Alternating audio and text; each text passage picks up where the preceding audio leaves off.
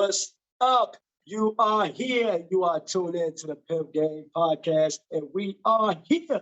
We got a special show for you guys tonight. We are going to be talking about Stephen Twit's boss sudden death. That's what we're going to be talking about. And then at the bottom of the hour, we got a special guest. She goes by the name of Bianca. That's right. She's the owner and CEO of Grooms by B Pet Salon. She is doing it big. She will be on the show at 8:30.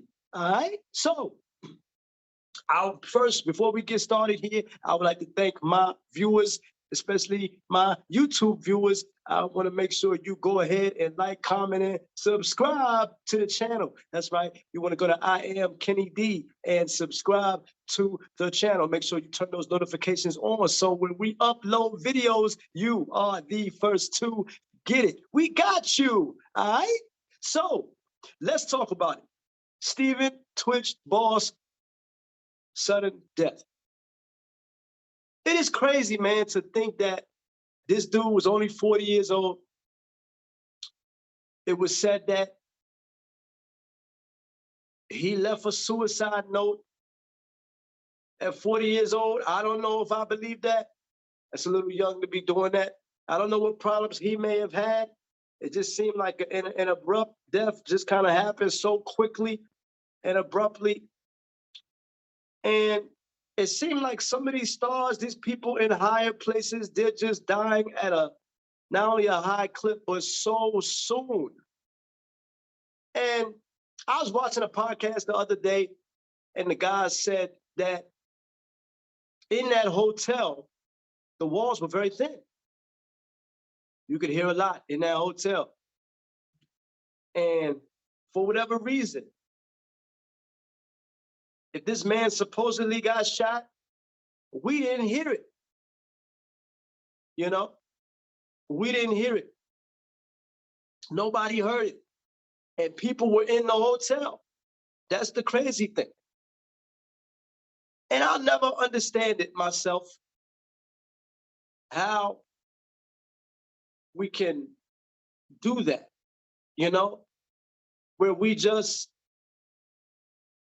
allow certain things to be swept underneath the rug and not talking about it. This person doesn't want this person to know. There's a lot of politics that go on behind that stuff. I don't have all the answers. I don't know. But I know that man ain't commit no suicide. He ain't commit no suicide. 40 years old, still young, multi-millionaire, living in LA. It's expensive to be out there. He's the DJ of Ellen DeGeneres. Whole life just clicking.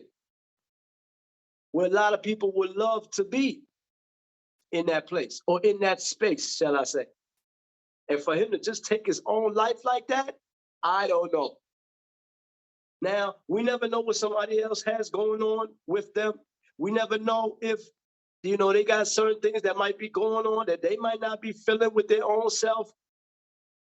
But hey, let's call a spade a spade. That's a little early to be taking your life. And you ain't got no financial problems. You're a multimillionaire, you know, Ellen DeGeneres. You got a dream job. You're a DJ. If he wasn't doing that, he could be out here DJing for other artists, all of that. He just knows how to make money, just straight hustler. And you want to tell me he committed suicide? I don't know. I don't know. I don't know. You know? And I'll say this because it makes me think back to me listening to Kanye West and him saying flat out, yo, a lot of people go missing in Hollywood. These are my words. Kanye West said it. I'm just reiterating what he said. He said his moms were sacrificed. I think he mentioned Dr. Dre's son, Bill Cosby's son, Michael Jordan's dad. I don't know if these things are really true. I don't know. But it does seem strange to me that these people just come up missing like that at an early age. And let me say this. They say he was distraught about financial problems, all of that stuff, whatever. Look, black people, we're used to start from the bottom.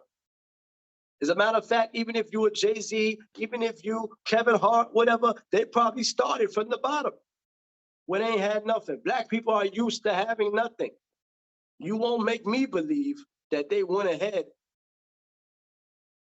and if you just killing themselves because they ain't got it. Nah, don't make sense. I don't see why it wouldn't be nothing for a guy like that to just say, yo, I need 50 grand. Give me 100 grand so I get on my feet. If somebody knows you're a hustler, you're going to do it, right? They're going to give you 100 grand. They know you're going to get your money back. It's the truth.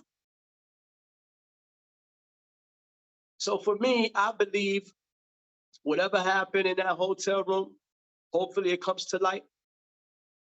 Hopefully it comes to light.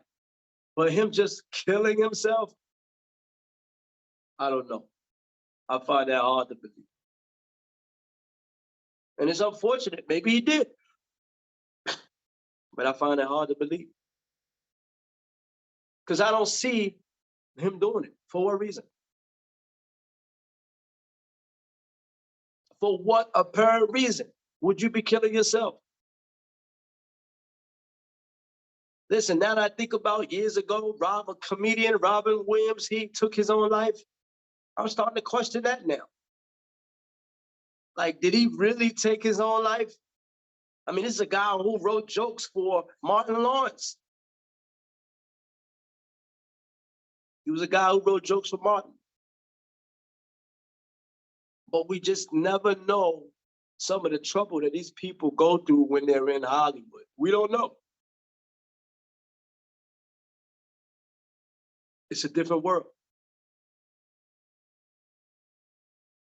But shout out to Stephen Twitch Boss's family. My condolences go out to them. It's unfortunate for someone to just have a sudden death like that. You never want to see that. You never want it to be that. Because when it's like that, it's like all of a sudden everybody's lives just change. The kids' lives, the parents' lives, the cousins' lives, the nephews' lives, everybody's lives change for the worse. Because now someone's father has passed away. Or someone's uncle has passed away. Someone's grandfather has passed away. Someone's brother has passed away. Someone, maybe a nanny or something like that. It might be maybe used to take care of him when he was younger, passed away. You don't want that. It's just unfortunate. So shout out to DJ Twitch family. Shout out to his family. My condolences to them. And I hope, hopefully they get justice. But they're saying it's a suicide. I don't know. It's hard to believe for me.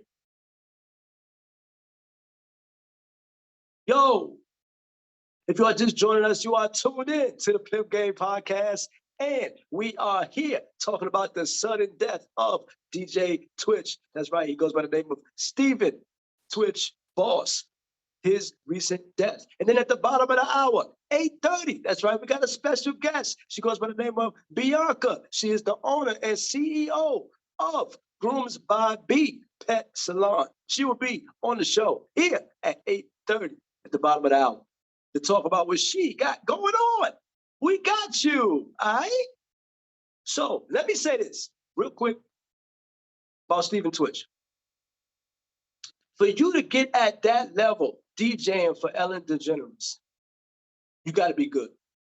You got to have some greatness with you, right? You got to have some swag with you. You got to have some style with you. You got to have some charisma with you. You got to have all of that with you, character. You got to be suave. You got to be a ladies' man. You got to be able to perform in front of the crowd, even though Ellen DeGeneres is there. You got a huge responsibility. And who knows, some of the other responsibilities that he may have outside of the Ellen DeGeneres show, he might have it. He might have other responsibilities that we don't know about. He may have it. We don't know. But I know one thing. It is odd to me that this guy would take his life. It don't make sense to me. 40 years old, successful, multi-millionaire, nice cars, nice home, all of that. What are you stressed about? And even if you're stressed about something in your family, I'm not saying you can't be stressed because we are human out here. You look at your bank account and smile. You know what I'm saying? That's real. You can at least look at your bank account and smile. But I believe when you're a man, when you're a person, when you're a woman, whatever, you're accustomed to getting money like that, the bank account just starts to look normal to you because you expect to have that money in your account at all times. You expect to see 150 grand. You expect to see $500,000. You expect to see 20 mil in there. It's not new to you. You're not really excited because you expect to have that in your bank. But for him to be going through problems, it's crazy. It's crazy to me. And I'll say this. If he didn't commit suicide, I believe it'll come out. It will come out as to what really happened. Because it don't make sense. It does not make sense.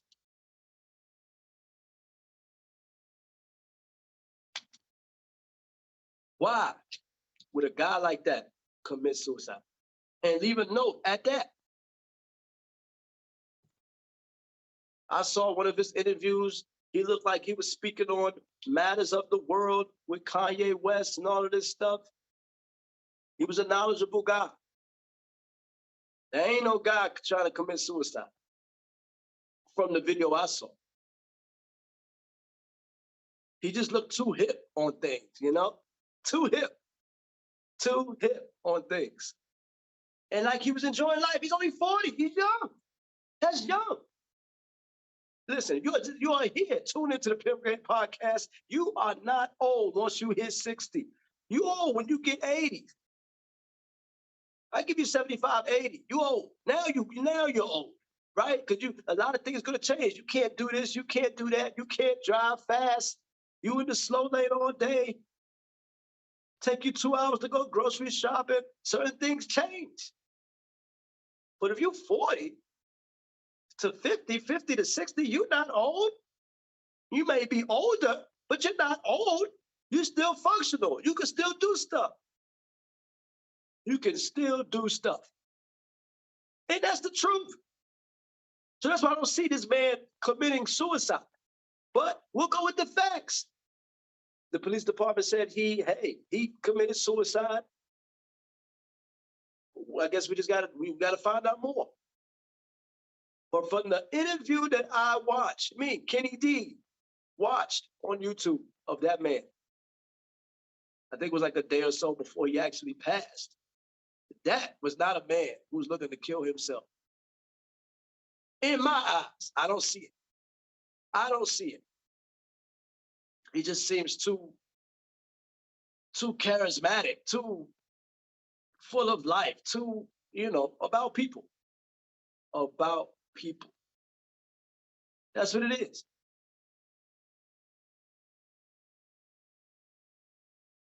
And I think for me, we have to wait and see. But hopefully, maybe it was a suicide. That way it won't be a murder. Hopefully someone didn't kill that man, but it just doesn't seem like the type of guy that would do that. It just doesn't seem. Someone that's distraught, someone that's tired of life, wants to take himself out of here. Not him. Now, I've seen some cats who want to take their own life. They just got a different demeanor, right? Maybe they broke. They just lost it all or whatever. This guy don't seem like that he had that issue. Or maybe some type of childhood trauma. It didn't even see, you never know what people go through, but I didn't even see that. I didn't see that at all. You know? So if you are just joining us, you are tuned in to the one and only Pimp Game Podcast. That's right. We are here talking about DJ Twitch. That's right. Stephen Boss, sudden death. That's what we're talking about today. As well, I want to let you guys know we got a special guest. She goes by the name of Bianca. That's right. She is the owner and CEO of Grooves by B. She will be on the show here in a couple of minutes, 8:30, to talk about what she got going on. This lady runs a very successful pet grooming business. So we're going to be here picking her brain about what Grooves by B got going on. All right? We got you. We got you. Now, before we bring her on the show, let me say this real quick. To all you celebrities out there, to all you stars out there, to all you people out there who's doing it big, I know you doing it big, major. That's right, I know you are doing it. I want to say to everybody, just make sure you be careful. Be careful with who's in your world. Be careful with who's in your circle. Be careful.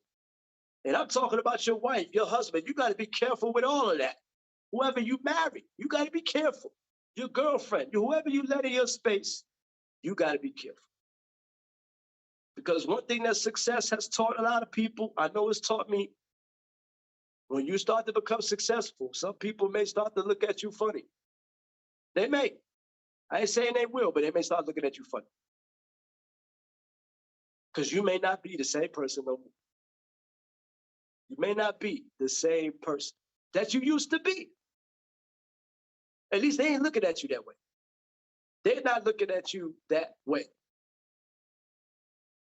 You don't need $20 no more. You don't need $100 to pay your phone bill. You know? Okay. So, welcome to the show. First, let me say welcome to the show. I know I called your name a little bit, but just in a couple of seconds, give everybody your name and tell us what you do in a couple of seconds.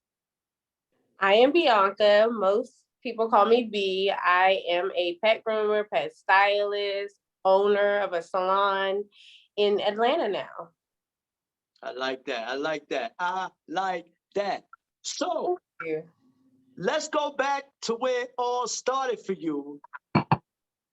What was your thing growing up as a child, or what have you? What was your thing growing up as a child? Because many people, maybe our viewers, they don't know who B is, who Bianca is. Who were you? Who were you as a little kid? I was a preemie who was overly sheltered. I was not allowed to go outside and play. My mom kind of kept me in the house, and I like obsessed over things. I had every animal that you could ever think of: birds, ferrets, dogs, lizards, all kinds. I was like little Dr. Dolittle in the house. Okay. So, you said you were kind of sheltered and things like that. Your mother kept you in the house. She didn't let you go out to go play hide and go seek. She None didn't of that. go out to go jump rope, double dutch, all of that. You couldn't do that. What's up? So now you're getting a little bit older now. Maybe you're able to get out of the house. What did you actually fall in love with? What were you drawn to when your mother first let you out of the house? When I finally did get out the house, I rebelled a little bit, did a lot of things that I was not able to do. See, my brothers, I had brothers, all brothers growing up. So like they were allowed to go outside and play and do certain things that me as a female, I wasn't able to do. So once I was able to go out, like I snuck from school to Six Flags or from school to the mall, did things that I didn't get to really experience. And we're talking like in high school, still couldn't go outside and play. Okay. I like that. So now you're in high school, you still not being able to do certain things. You falling in love with dogs. Did it come about then in high school? Were you looking at German Shepherds? You were looking at Labrador Retrievers and all that stuff. Were you looking at dogs then in high school, or did that come later? I would say it was before high school. It was, like I said, it was my whole life. My mom bought me things to kind of keep me occupied, and animals was one of those things.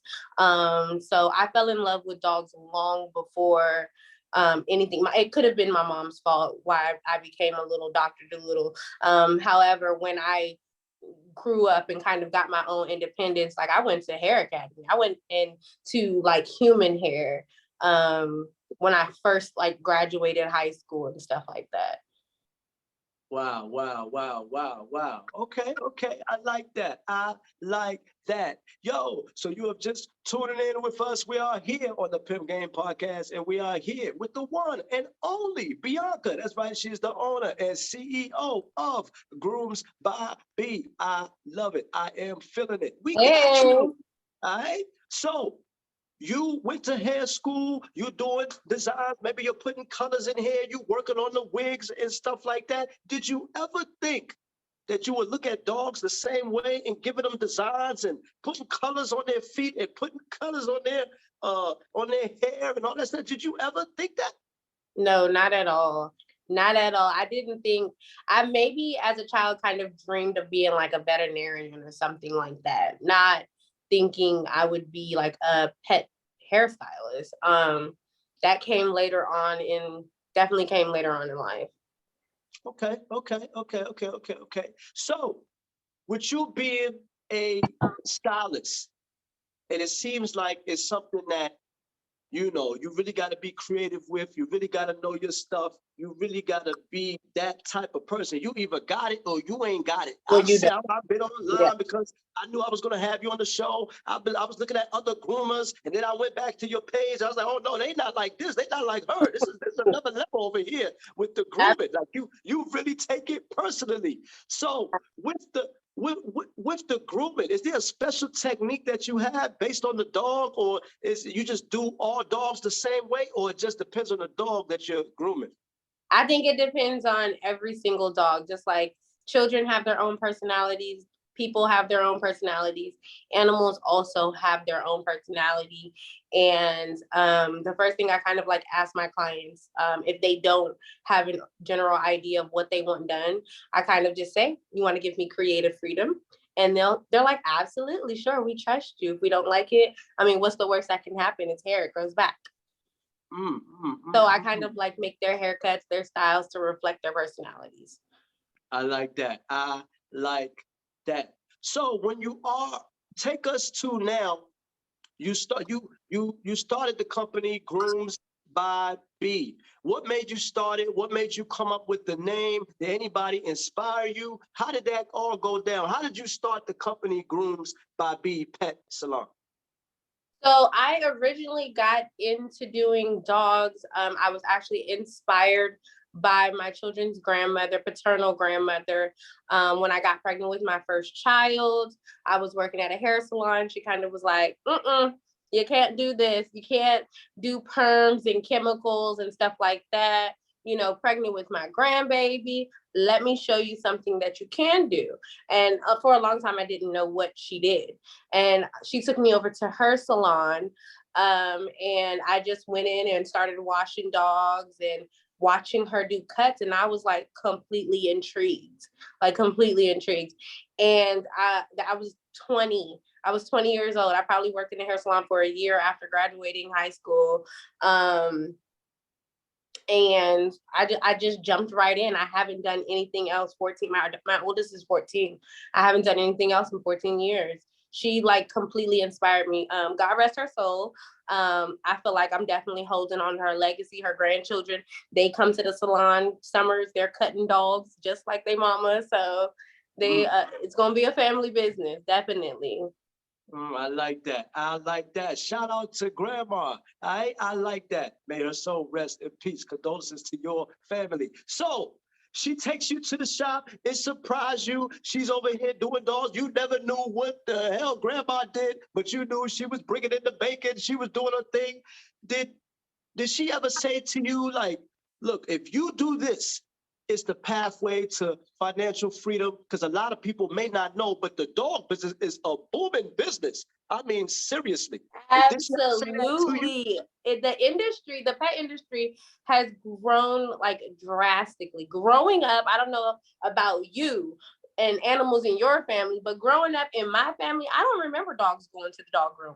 I remember the dogs being in the backyard and, you can hose them down with the water hose. I feel like it's a new thing. It's not, there definitely was grooming, but it just wasn't as popular as it is nowadays. People look at their pets like family members. They want to give them, better treatment, like as they would their children. My mom replaced me with the dog when I graduated and grew up and moved the house. So that's what a lot of people do. They replace their children with dogs, and these dogs become their children, and they don't care what they spend on their animals. They just want their children taken care of. So this industry, I never knew that there was any, like, it probably was like my third year into grooming. I worked in Las Vegas. I took my career to Las Vegas, worked in a few salons there. I moved back to DMV because my mom is there. Worked in a few salons in DC. And then after working in my last salon in Forestville, I walked into a woman's salon. I was actually a stay-at-home mom, married, and I kind of not retired, but kind of took a break because my son was young. And I called her and I said, "Hey, are you looking for help?" She was like, "I'm a little too slow right now. I don't think I need help." I was like, "Well, I'll just come in and do some work pro bono for you. Let me answer your phones. Let me book your appointments." And I grew her salon in a matter of like 3 months, rebooking appointments, calling people, passing out flyers, doing all kinds of things. And I sat there after probably 6 months of being at that salon in Forestville. I said, if I could do this for her, I could do this for my own salon. If I'm going to go back to work, my son is going into pre-K next year. If I'm going to go back to work, let me go back to work for myself. And then that's how Groomed by B was born. Oh, I like that. I really like that. So by you seeing the work that you put in with her for 3 months or what have you, just like, well, shoot, I grew this. I definitely could do my own thing. So it gave you the confidence to really step out on your own. So you said people treat their dogs like humans. Even me, I'm looking at getting a dog now, like strongly looking at getting a miniature schnauzer. And I remember a couple of months back, I went on a site. I think the company was in Indiana somewhere. I talked to the guy. He said, "Hey, this dog would be good." The dog name was Doc. I was like, "Oh, I love that name. I got to get him."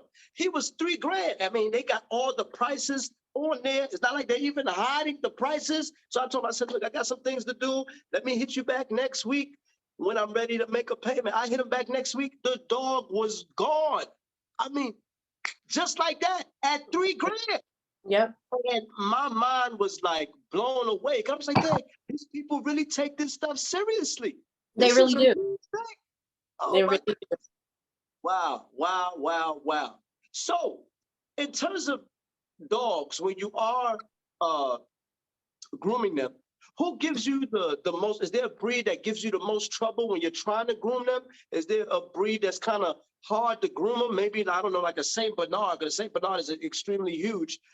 Are there breeds that might give you a harder time than other breeds when you're grooming them? Absolutely, absolutely. I would say that my number one hardest, but my most favorite breed to groom is the Yorkie. You thought I was going to say a large dog. Absolutely not. People are terrified of the large dogs, and most of the time, the large dogs are gentle giants. They just want to be loved on. They want to sit in your lap like a little Yorkie. Yorkies, on the other hand, they're this tiny, and they think that they're 150 pounds. Or like mine, I have a 2-pound Yorkie. She instantly flinches and does this and curls up and she screams because she anticipates someone hurting her because she knows her size. And that makes it very difficult. Like, here's a lighter here. Let's just say that my lighter is my clippers. And then at the same time that this is my clippers, this is my 2-pound Yorkie. My clippers are bigger than my Yorkie. So 9 times out of 10, when Yorkies come in there and they're like, all this big equipment, oh my God. So they freak out, they bite us more than any breed.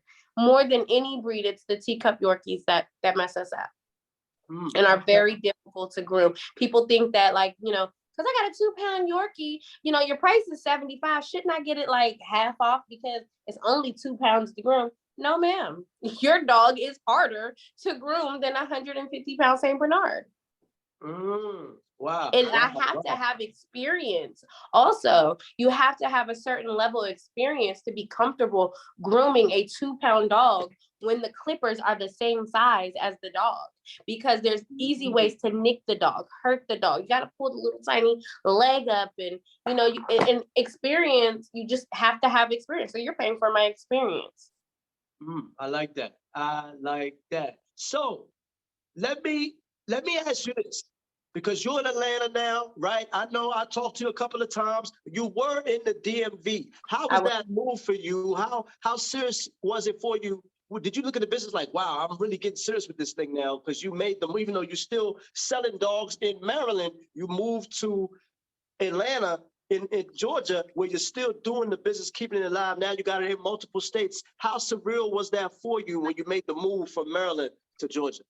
It was very difficult. It is still very, very difficult, because I know I was supposed to be on your show a little while ago, but it has just been a very hard adjustment, just being in a new place, not knowing anyone, not having connections, or like I literally had to fly out a contractor friend of mine from Jamaica to put my dog tub in, because I don't trust nobody here. I'm a woman. I don't want nobody to work on my car. I drive it straight back to Capitol Heights to my same mechanic to work on my Suburban. I don't, like, you just don't trust new people. And it's so hard to find people that, you know, do honest work and don't want to overcharge you because you're a woman and they think you don't know what you're talking about. So I would say that it makes it a little bit difficult. I was in DMV for a lot of my life, between California, Vegas, and DMV. I grew up between the three, one parent on this end and one parent on this end. So I kind of know people in both places there. In Atlanta, is just completely no. The only person I have here is my best friend. So a lot of the things that I needed done, licensing and permitting and fire inspections and this and that, like I couldn't call my mom or my stepmom, who, you know, has a pool with the fire inspector that can kind of pass me for a $200 little plug hanging out, or, you know, stuff like that. So it has been challenging, but I'm up for the challenge. I don't scare easy at all. I like that. I like that. B does not scare easy. I love it. So let me ask you this, because I know you're selling dogs in Maryland. You're grooming over there in Georgia. You also have a place where you doggy daycare. They can stay overnight. They can have a couple of beers. All of that. The dogs are just having fun. All that. Can we look forward to maybe a dog show by Grooms by B, maybe later on in the future, 2-3 years from now, maybe even 5 years from now? Can we look forward to that? Absolutely. My children, my 14-year-old is a big help in my business. She is hip. I would say that. I'm 34 and I just feel like I'm lost back in the 90s somewhere.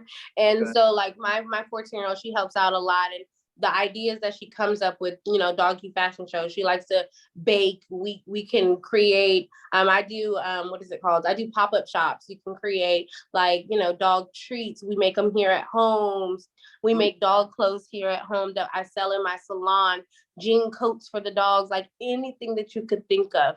Yes, jean coats. You can find those on my Instagram. Like, we literally sit here with a needle and kind of put gems and stuff on them, all handmade in home.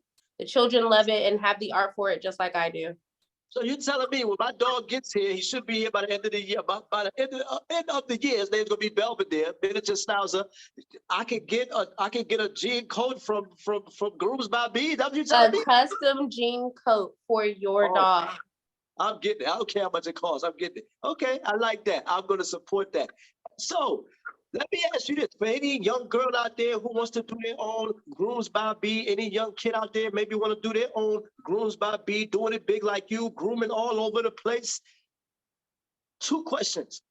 What do you tell them to look out for when they're getting inside the dog business? And also, can we look forward to you teaching classes of other kids or maybe young adults, old adults who looking to groom other dogs?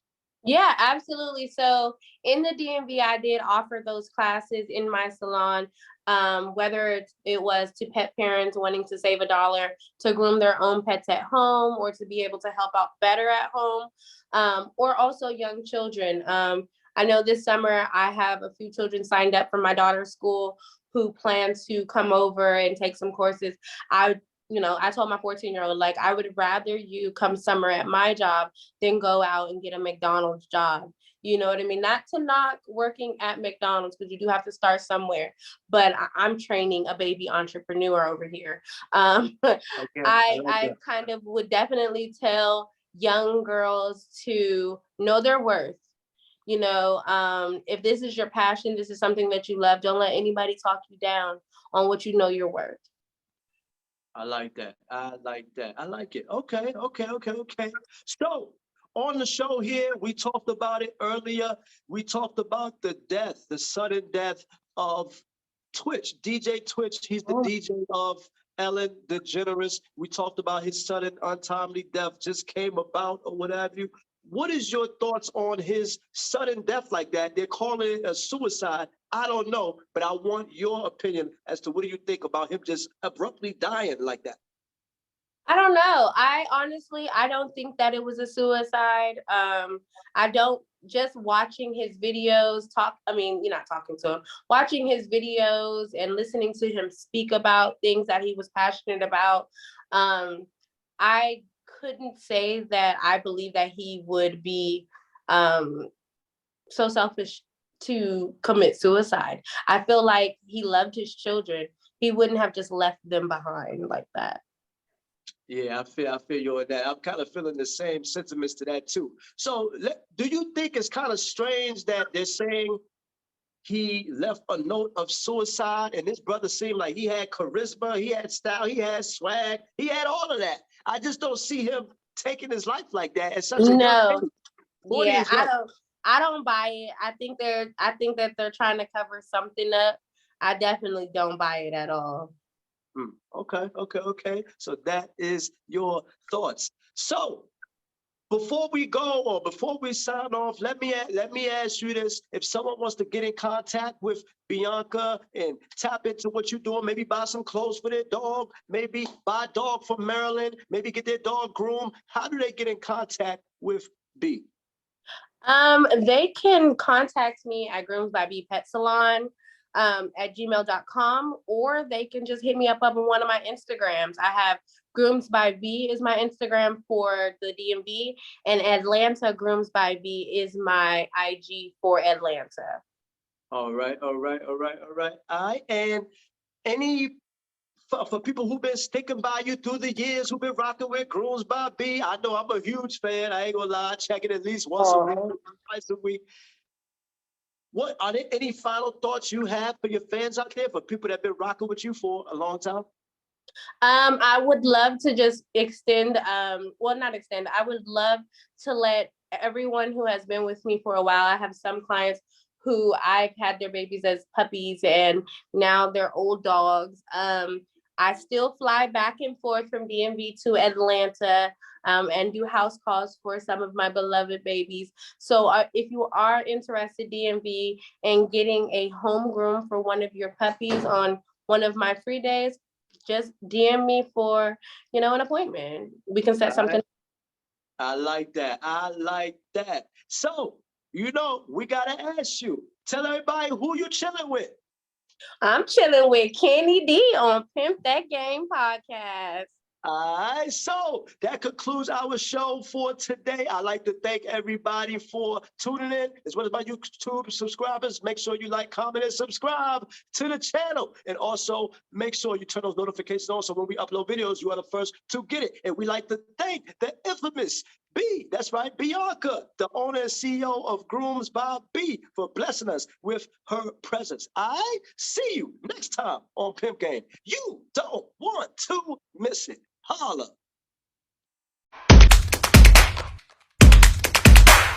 Audio Jungle.